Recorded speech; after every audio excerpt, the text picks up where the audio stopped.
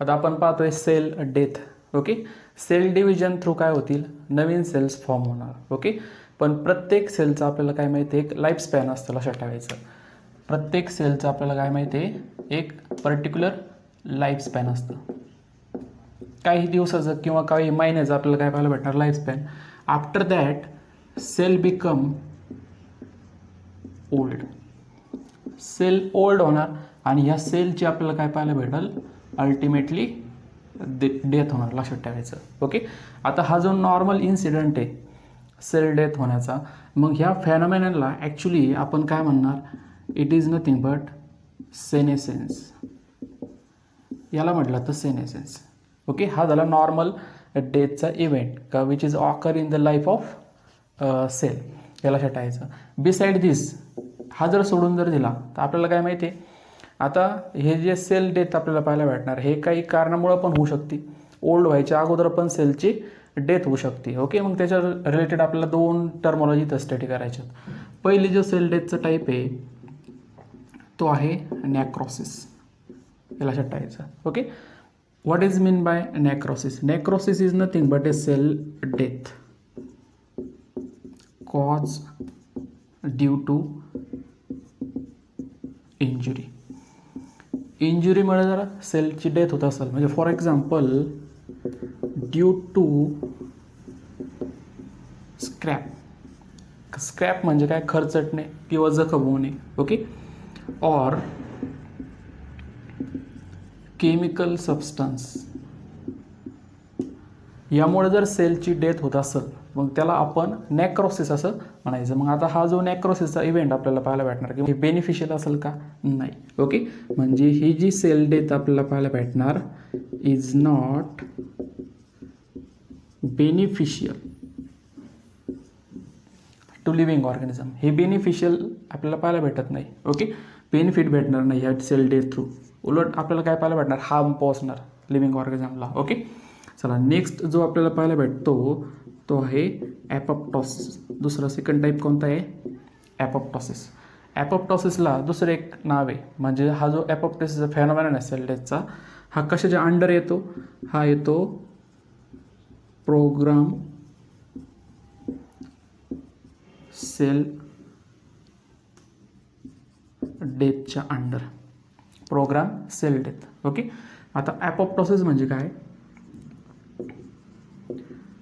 Control and careful मॅनरनी actually काय होती, सेल डेथ आपल्याला जी पाहायला भेटती, मग त्याला आपण ॲपोप्टोसिस असं म्हणतो किंवा त्याला प्रोग्राम सेल डेथ असं म्हणणार. ओके, मग ह्या सेल डेथमध्ये प्रॉपर सिग्नल भेटल्यानंतर आपल्याला काय पाहायला भेटतं, सेल्युलर सुसाईड.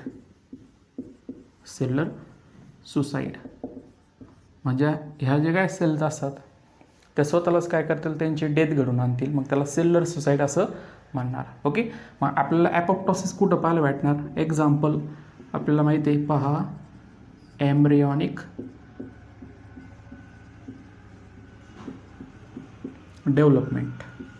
ओके, भ्रूण किंवा त्याला आपल्याला छोटंसं बाळ असतं ते ज्यावेळेस गर्भाशयामध्ये डेव्हलप होतं त्यावेळेस आपल्याला काय माहिती आहे का, डिफरंट ऑर्गनच्या शेप्स तयार होण्यासाठी आपल्याला त्याच्यामध्ये असलेले काही सेल्स प्रेझेंट असतात, त्यांच्यामध्ये सेल डेथ होते आणि प्रॉपर शेप ॲक्च्युली फॉर्म होणार.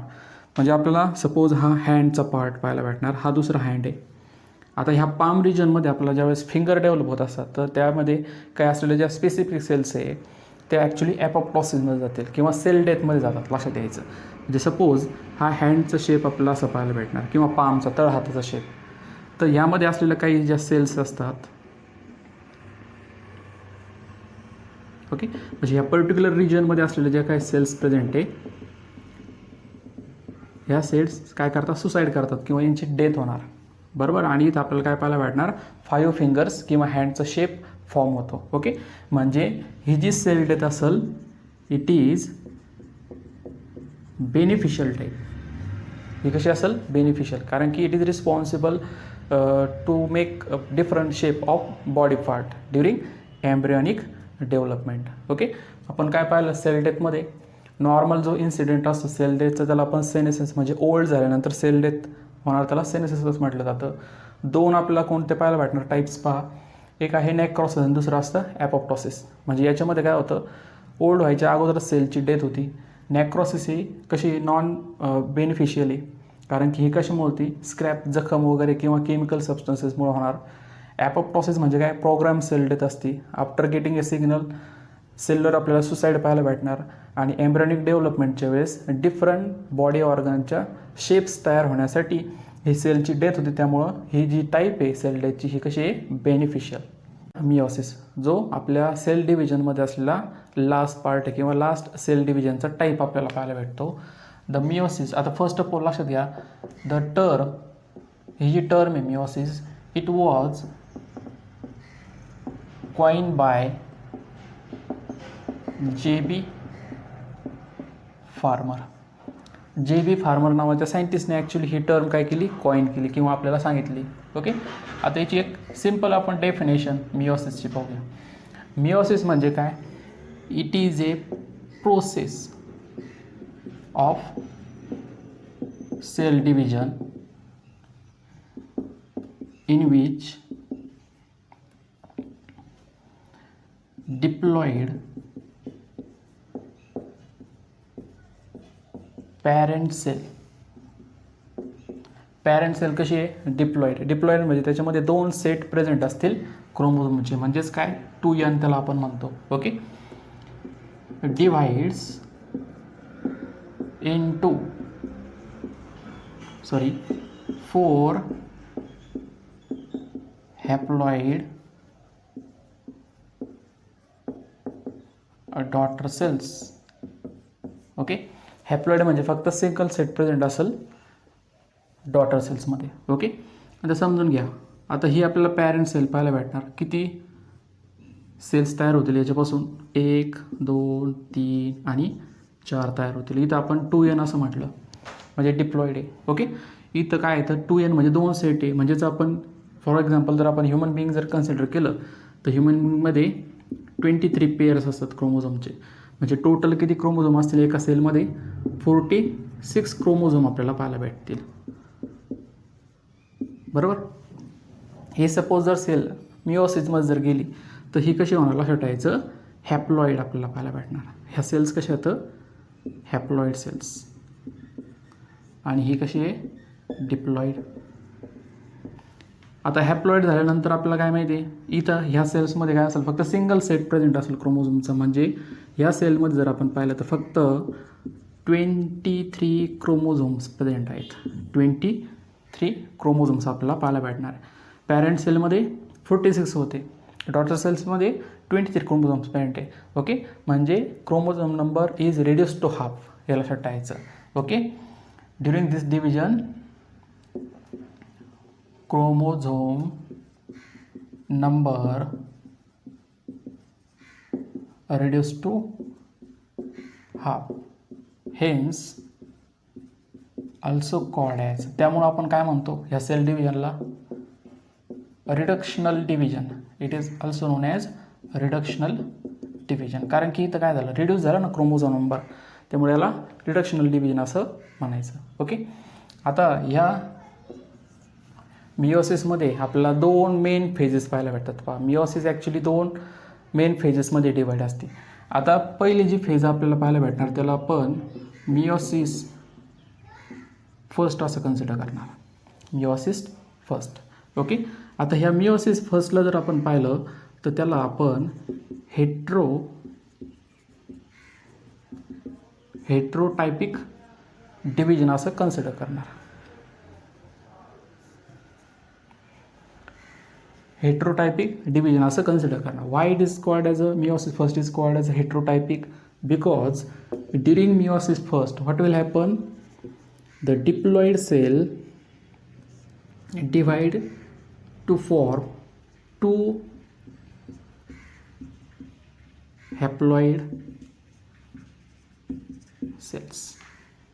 ओके, म्हणजेच काय होतं, ह्या डिव्हिजनमध्ये आपल्याला काय माहिती आहे का, जी डिप्लॉइड पॅरेंटल सेल असती हे 2 हॅप्लॉइड सेल्समध्ये डिवाइड होती. त्याच्यामुळे आपण त्याला काय म्हणणार, हेट्रोटायपिक. आता हेट्रोटायपिक कावर म्हणणार, हेट्रोचा अर्थ होतो डिफरन्स याला छटायचं. हेट्रो म्हणजे काय, डिफरंट. ओके, म्हणजे आता आपण इथं समजून घेऊया परत. याच्यामध्ये समजा ही जी सेल आहे, ही सेल ॲक्च्युली कशामध्ये गेली, हे मिओसिस फर्स्टमध्ये जाईल सुरुवातीला, मिओसिस फर्स्टमध्ये. आता मिओसिस फर्स्टमध्ये गेल्यानंतर ह्या सेलचे आपल्याला माहिती आहे 2 डॉटर सेल्स फॉर्म होतील आणि ह्या 2 डॉटर सेल्स कशा असतील सुरुवातीला, हॅप्लॉइड. याला छटायचं. 2 डॉटर सेल्स तयार झाल्या मिओसिसमध्ये. ओके, पण इथं जर आपण पाहिलं पॅरेंटमध्ये असलेला जो क्रोमोझोम नंबर आहे आणि डॉटर सेलमध्ये असलेला जो क्रोमोझोम नंबर आहे आफ्टर मिओसिस फर्स्ट, याच्यामध्ये फरक आपल्याला पाहायला भेटणार, डिफरन्स आहे क्रोमोझोम नंबरमध्ये. Okay, that's why the meiosis first is also known as heterotypic division. त्याच्यामुळे आपण त्याला हेट्रो भेटणारा डिफरन्स आहे. पॅरेंट सेलमध्ये डिप्लॉइड आहे आणि डॉटर सेलमध्ये हॅप्लॉइड आपल्याला पाहायला भेटणार. ओके, चला आता दुसरी याच्यामध्ये जी मेन टाईप आहे आपल्याला पाहायला भेटणार ते आहे मिओसिस सेकंड. मिओसिस सेकंडला आपण होमोटायपिक सेल डिव्हिजन असं म्हणणार. होमोटायपिक सेल डिव्हिजन म्हणजे काय, ज्या हॅप्लॉइड सेल्स असतात ऑलरेडी फॉर्म झालेल्या, त्याच परत सेल डिव्हिजन होतं आणि परत काय होतील, हॅप्लॉइड सेल्स फॉर्म होतात. लक्षात ठेवायचं. म्हणजे ह्या ज्या सेल्स असतील, म्हणजे प्रत्येक सेल जी आहे मिओसिस फर्स्ट नंतर तयार झालेली, ह्या दोन्ही सेल्स ॲक्च्युली डिव्हिजनमध्ये जातील आणि डिव्हिजनमध्ये गेल्यानंतर 4 हॅप्लॉइड सेल्स इथं पण फॉर्म होतील. हे लक्षात ठेवायचं. ओके, ही कोणती सेल डिव्हिजन आहे, याला आपण म्हणणार मिओसिस सेकंड. बरोबर ना. आता इथं लक्षात घ्या, होमो म्हणजे काय, होमो म्हणजे सेम. बरोबर. आता ह्या ज्या सेल्स डिवाईड झाल्या यांच्यामध्ये पण हॅप्लॉइड नंबर होता क्रोमोझोमचा, म्हणजे n नंबर होता आणि त्याच्यापासून तयार झालेल्या ज्या काही सेल्स आहे किंवा डिव्हिजन झालेले त्या काही सेल्स आहे त्याच्यामध्ये पण सिंगल सेट प्रेझेंट आहे क्रोमोझोमचा. ओके, दॅट्स वाय मिओसिस सेकंडला आपण काय म्हणतो, होमोटायपिक सेल डिव्हिजन असं म्हणतो. फ्लो चार्ट थ्रू आपण मिओसिसमध्ये ॲक्च्युली कोणकोणते फेजेस येतात, मेन फेजेस, त्याच्यानंतर त्याच्यामध्ये असणाऱ्या सब फेजेस कोणकोणत्या आहेत ते आपण पाहूया. ओके, मिओसिस ॲक्च्युली 2 मेन फेजेसमध्ये डिवाईड होणार, मिओसिस फर्स्ट आणि मिओसिस सेकंड. मिओसिस फर्स्टला आपण काय म्हटलं होतं, याला हेट्रोटायपिक असं म्हटलं होतं आणि याला आपण होमोटायपिक असं म्हटलं होतं. पहा आता मिओसिस फर्स्टमध्ये ॲक्च्युली आपल्याला पाहायला भेटतील डिव्हिजन्स, 5 डिव्हिजन असतील. म्हणजे कोणते असतील, प्रोफेज फर्स्ट, नंतर आहे